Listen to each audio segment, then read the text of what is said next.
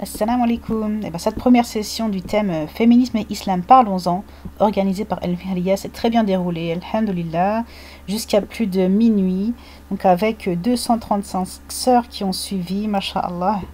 Et donc avec les 4 intervenantes, nous avons déroulé un fil conducteur, en commençant par la naissance du féminisme en Occident, qui était due en réalité donc à la condition des femmes à l'époque, qui était catastrophique, alors que dans le même temps, en islam, la femme a toujours eu ses droits fondamentaux, comme l'accès à l'éducation, la pleine capacité et propriété sur son argent.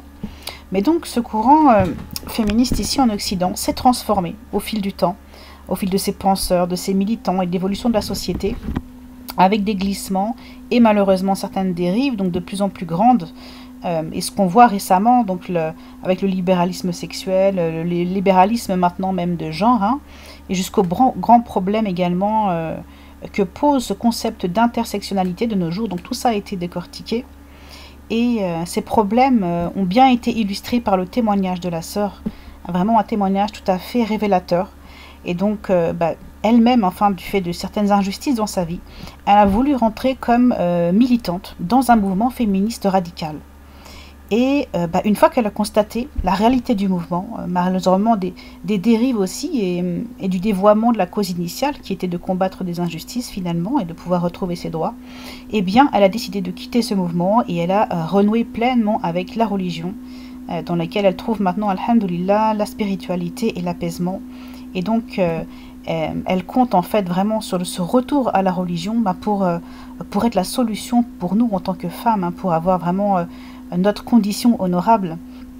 Et donc le fil conducteur, il nous a mené à la naissance de ce qu'on appelle de nos jours le féminisme islamique, avec des grandes figures intellectuelles et savantes égyptiennes du 19e et 20e siècle, des figures qui sont de différentes sensibilités et influences, mais avec comme point commun que des hommes comme des femmes revendiquaient une amélioration de la condition des femmes par rapport à leur société égyptienne à l'époque.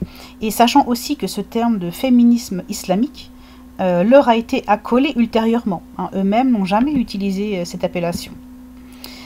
Et pour conclure, donc, pour cette première intervention, parce que, Inch'Allah, il y en aura d'autres, pour continuer à vraiment décortiquer ce thème, il était nécessaire de poser un cadre islamique à la revendication des droits, lorsque ceux-ci sont bafoués. Et pour cela, prendre comme modèle les sahabiyat, les compagnons du prophète Mohammed sallallahu alayhi wa sallam.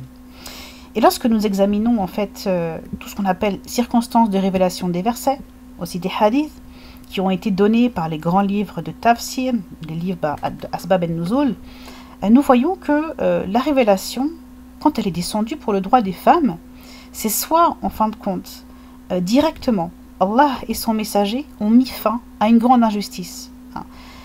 Soit, il y a eu une démarche féminine qui a occasionné ensuite la descente de versets et de hadiths, par exemple une question ou une demande d'une femme qui venait se plaindre sur ses droits.